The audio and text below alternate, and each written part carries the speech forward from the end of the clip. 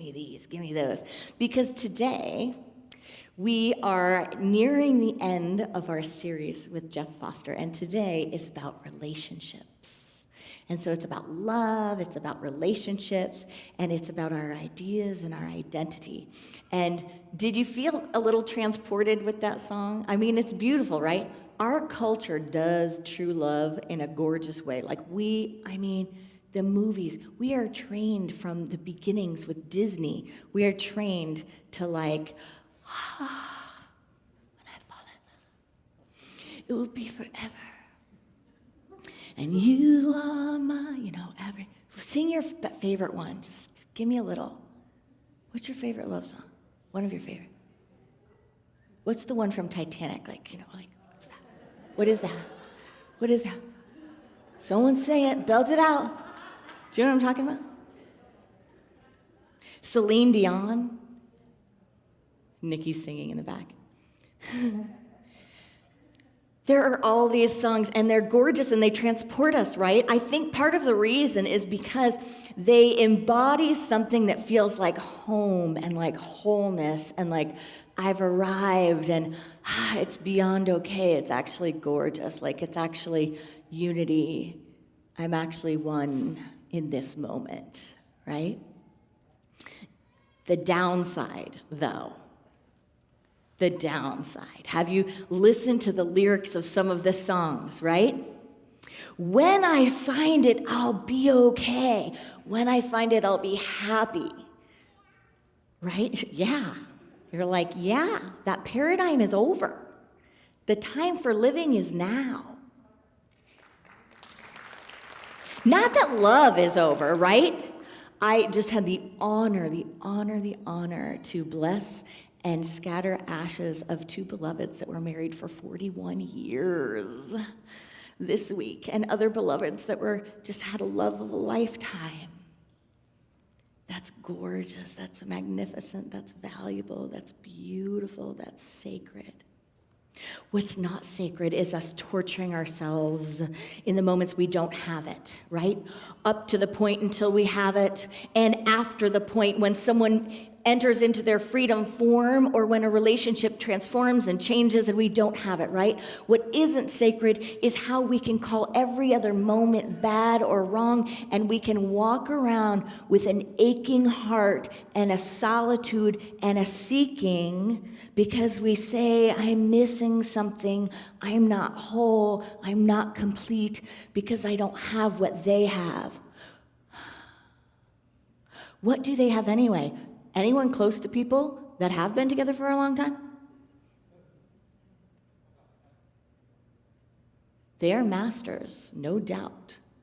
But rarely would someone want to trade their relationship for someone else's, right? Because they have learned to dance. They have grown in a spiritual practice. They have released things, let go of things, embraced things that have, expanded them to the maximum capacity of growth, right? And a lot of times if you hear the details or if you see someone else's life, you're like, well, but that's not the story that I wanted. I don't want it to be exactly like that. I wouldn't be able to handle that, right? But to them, it's beautiful and it's sacred and they can do it. So is it time? Are we ready to stop torturing ourselves because of an inherited idea of a moment in time? That we could actually complete ourselves with another human being. That's a lot of pressure, isn't it? Jeff Foster talks about it, and he says it's a lot of pressure to make someone else your world. To allow someone else the space and the responsibility of completing you, of making sure you're okay. I mean, can you feel that for a second? Feel like, oh, but then if you're not with me, are you going to be okay? It's a real valid thought, right? Does anyone have that when they see people that have been together forever? It's like, how do we step in there? Because are they going to be okay? Are they going to be okay without that person there? Because it's intense, isn't it intense? So how do we presence the beauty of it? And also use spiritual practices and spiritual principles not to torture ourselves for the moment we don't feel that or we don't have that. How do we not walk around like we're in painful wanting, like we're in suffering, like we're missing something, like somehow our lives are not as meaningful or not as perfect or not as whole because we haven't found that elusive thing that we can't really even point to, but we know it. We know it's somewhere and we want it so badly that it hurts. It really hurts. I mean, just get vulnerable here. Well, you don't have to raise your hands. I'll raise my hand. Does anyone else have like a part of their lives, it may be relationship, it may not be relationship, but say it's relationship where you're like, honestly, I do have that longing and it is intense. And I do have the dream. And I wonder if while I'm on this planet, I will ever see that or experience that. Some of you know I had a long relationship, a 10-year relationship that went through college and just after college, and it was beautiful, it was sacred. And I remember one time, and I've told this story before, but I remember one time pulling up to a stoplight when I was in college in Boulder, Colorado, and I was there with him, and he had his hand exactly on the spot that he always put his hand right there on my leg, just right there, like it fit, like it was meant to be there, like that part of my leg was just meant to hold that part of his hand. You know what I'm talking about? Nikki's laughing again. And he had his hand on my leg, and we pulled up at a stoplight, and I was in my normal kind of suffering state of, what do I do with my life? I just don't know. I filled out what color is your parachute. I've, talked to guidance counselors. I've looked at every job I could possibly see available, and I can't see myself in any of them, and I don't know what my purpose is, and I don't know how to be, what I am here to be. I don't know what my calling is, and it hurts, and I need to know because I'm not complete. I'm in suffering or I'm in some sort of trauma or, waiting.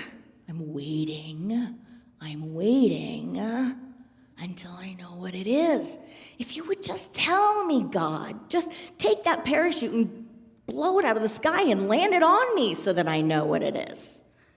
Because I just want to know. And so we're at that stoplight, and I'm going through how hard it is not to know because he knew what he wanted to do. It was really clear to him. And he never stressed. He didn't overthink anything. And we're at that stoplight, and all of a sudden I was like, oh, wow. It's hard, and I don't know what I want to do with my life. I don't know what I'm called to do with my life. But at least I know who my person is. And I know that early. I'm fully aware that I'm still kind of a kid, and I've got that part down.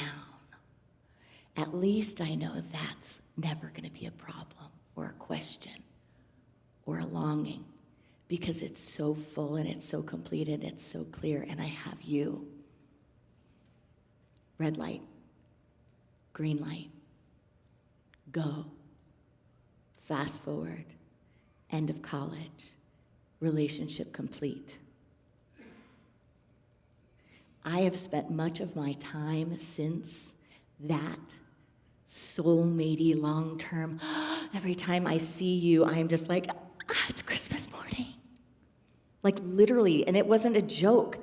Literally, every time he would walk in the door or we would see each other when we hadn't seen each other, it was like, I'm just so excited to see you. Red light, green light, go.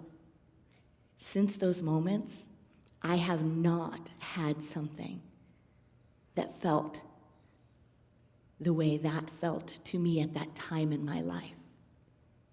That brought me that sense of security and completion and wholeness. And I was there thinking, gosh, thank goodness that's figured out and settled. Have you ever done that? I've got this job, I've got this career path, here it is, it's done. That's settled. I've got my bank account to where I want it to be, that's settled. I've got my kids or my grandkids, that's settled. I've got my home, that's settled. I've got whatever it is, fill in the blank, right? That's settled. Is life ever settled?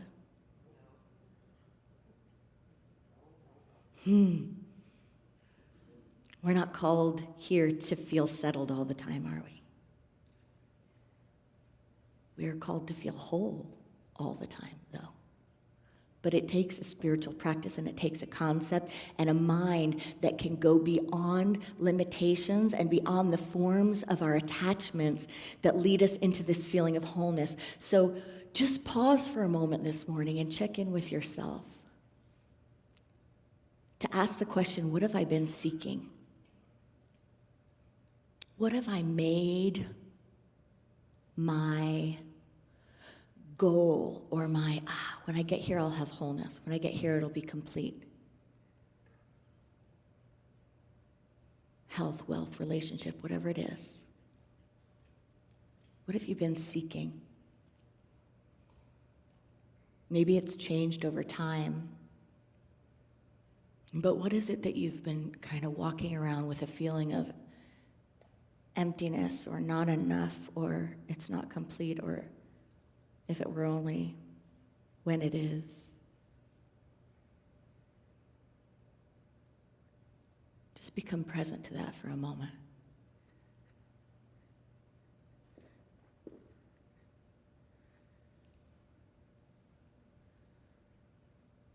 What area do you feel a lack of aliveness, a lack of completeness or contentment or wholeness? A hole, maybe, a pain, a longing, a missing, something missing, a desperation.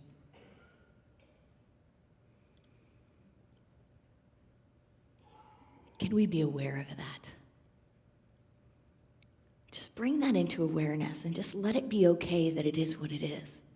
It's part of the human condition to be a seeker, to see things, to feel things, and to seek. And I believe that within everyone there is this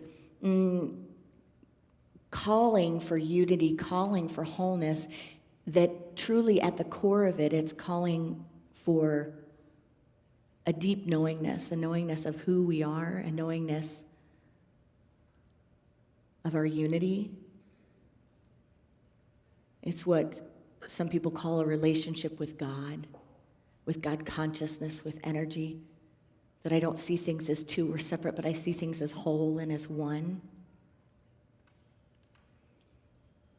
I remember at the end of that relationship, towards the end, and probably through it, some of it, but I remember being aware that, I loved him too much. I totally remember being aware of it. I love you so much that the more time that goes by with you, all I can see at the end of this is more pain than would be bearable.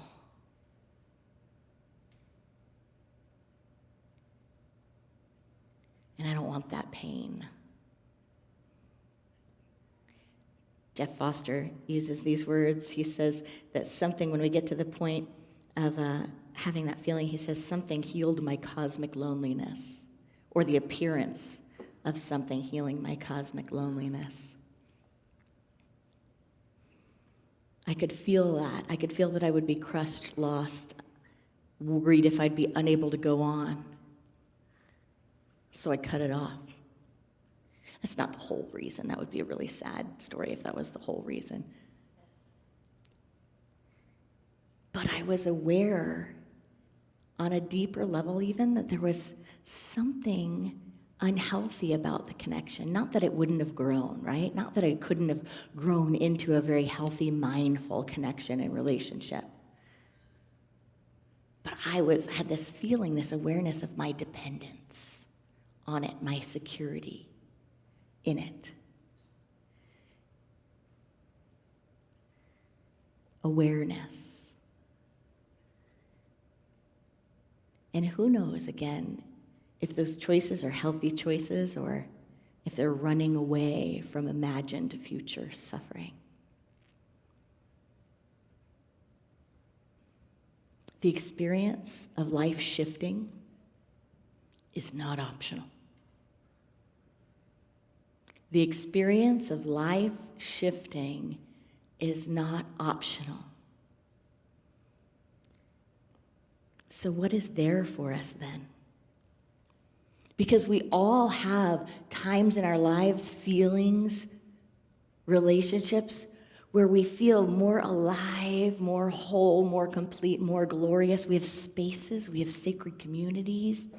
We have moments where a job unfolded or we got an award or whatever it was, that it's just like,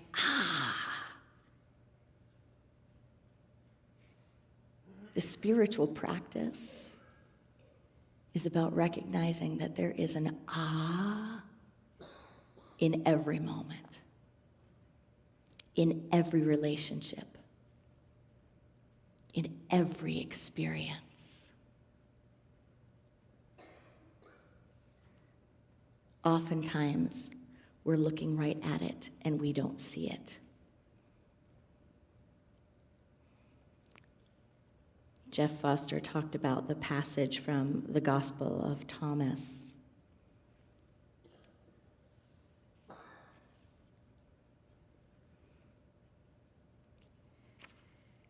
And he's talking about when Jesus asked, "When will the kingdom come?" And he replied, "It will not come by seeking it. It will not be a matter of saying, here it is or there it is. Rather, the kingdom is spread out on the earth, and men and women do not see it."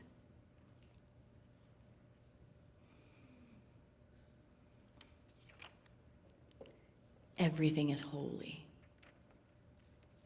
Every moment can be a miracle. What happens when we go on this quest, when we become the seeker, we begin to build up other identities for ourselves. We begin to be the one that is looking for something rather than the one that receives and gives, right? Because receiving and giving is reciprocal. So if you're waiting to receive, you might be waiting to give. Because one cannot happen without the other, without becoming bloated, right? It's a cycle. There's the relationship seeker, the money seeker, the success seeker, the love seeker, the high seeker, the hotness, fitness seeker, the youth seeker, the power seeker, the prestige seeker, the enlightenment seeker, the family, friend, relationship seeker. Jeff Foster tells this story in the beginning of the chapter about a woman who was engaging in his retreat, and she was asking questions about relationships and asking, why does she always seem to have conflict in her relationships? And what is possible as far as relationships and a spiritual practice? And he says this, he says, towards the end of the retreat, the same woman came up to me and said, "Jeff, I get it now. I'm not seeking spiritual enlightenment, and I'm not looking for material wealth, fame, or success, but now I understand that essentially I'm seeking the same thing as other people who are. I'm looking for love, to find a partner who will love and complete me, who will make me feel whole.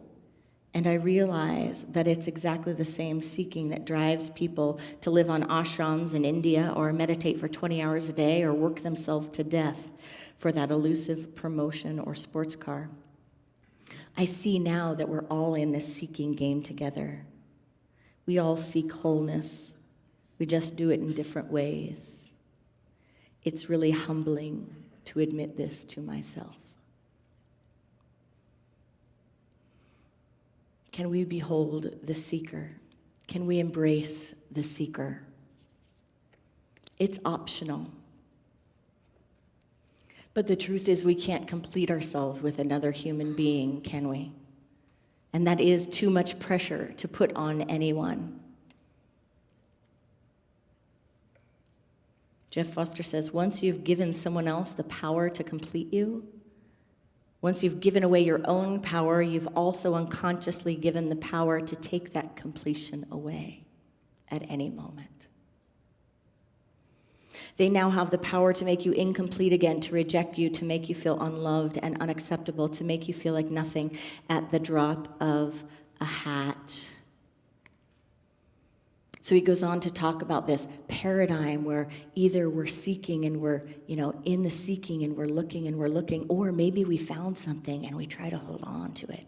Any problems with that? Has anyone felt suffocated in a relationship? And it doesn't have to be an intimate relationship. Has anyone felt managed to the degree where you're like, can't I just be me? Sometimes it even leads people to hold on to something that's not healthy for them because this idea, this false idea that I somehow have wholeness and completion because of XYZ, because of a job, because of a relationship, because of whatever it is, it can actually lead us sometimes to hold on to something that is not the best for us, that is not healthy. Jeff Foster gives an example of going through an artist that's looking for a specific piece of art, looking for that one piece of art. And he talks about going from, gallery to gallery and place to place, looking for that art, and then just presencing all of the art that you missed on the way to find the one. What is it that we're missing on the way to find the one thing that we think is offering us completeness? What is it we're missing that's right before our eyes because we're trying to manage it? I got a text from a beloved this week. And they said this after some reflections on parenting and my sharing my journey. They said, you will blink and realize that 20 years is a blur. There is no way to describe this phenomenon. I can tell you that I was more present to suffering, emotional pain, and perceived hardship. I was present and grateful for beautiful moments. However, I regret very much that I was not more fully present to the amazing beauty that I know now was there in every second of their lives.